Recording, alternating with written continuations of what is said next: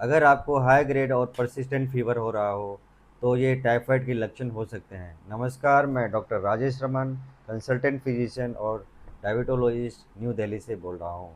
दोस्तों, मैं आज आपके सामने टाइफाइड के बारे में बात करना चाहता हूँ।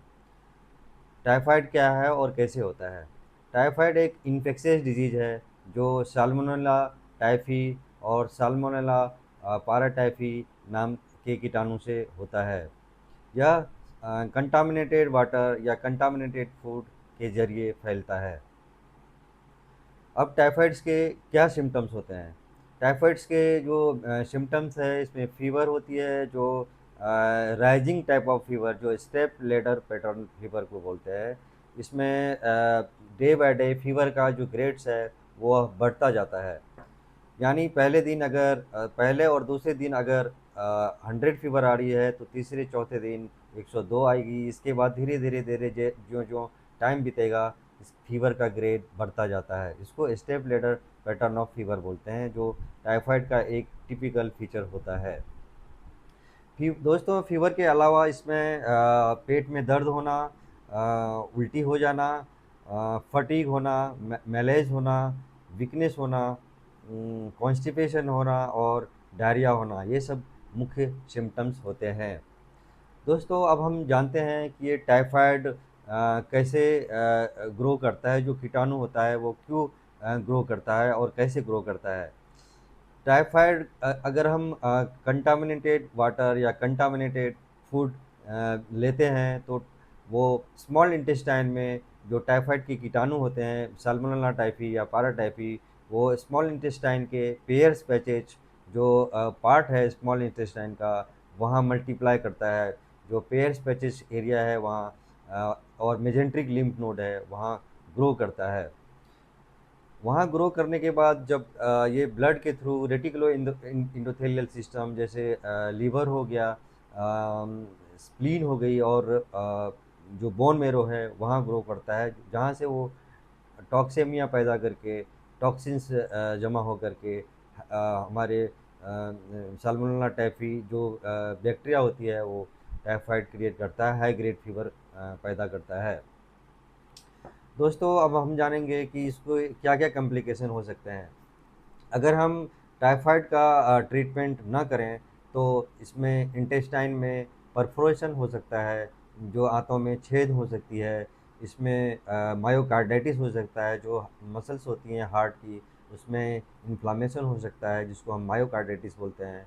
इसमें हेपेटाइटिस भी हो सकता है, जो लीवर्स के सेल्स होते हैं, उसमें इन्फ्लामेशन हो सकता है, जिसके वजह से जो हम प्रायः जो जांच करते हैं लेफ्टी, उसमें एसजीओटी और एसजीपीटी की मात्रा बढ़ी हुई होती है।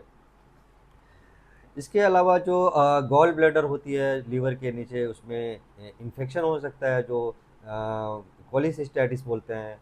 और हड्डियों में भी इन्फेक्शन हो सकता है, जो ऑस्टियोमाइलिटिस बोलते हैं। ये सारे मुख्य कॉम्प्लिकेशंस होती हैं। जो डेडली कॉम्प्लिकेशन है वो इंटेस्टिनल परफोरेशन है, जो हाथों में छेद हो जाती है, जिसको हम बाद में सर्जरी के ज़रिए रिपेयर करवा सकते हैं। अब हम इसके डायग्नोसिस पे आते हैं। डायग्नोसिस कैसे करते हैं? अगर किसी पर्सन को टाइफाइड हो जाता है, तो हम ब्लड टेस्ट के ज़रिए उसको डायग्नोस कर सकते हैं। जो फर्स्ट वीक में जो हम जांच करते हैं, उसमें टाइफी डॉट आईजीएम और टाइफी डॉट आईजीजी करते हैं। और इस सेकेंड वीक में हम सीरम विडाल, जो एक बहुत पॉपुलर जांच है, वो करते हैं।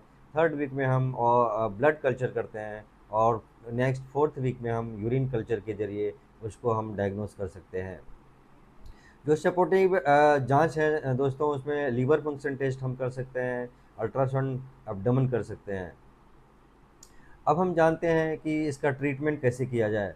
दोस्तों, इसका जो ट्रीटमेंट होता है, जो बहुत ही कॉमन मेडिसिन है, जो सिफेलोस्पोरिन ग्रुप का है।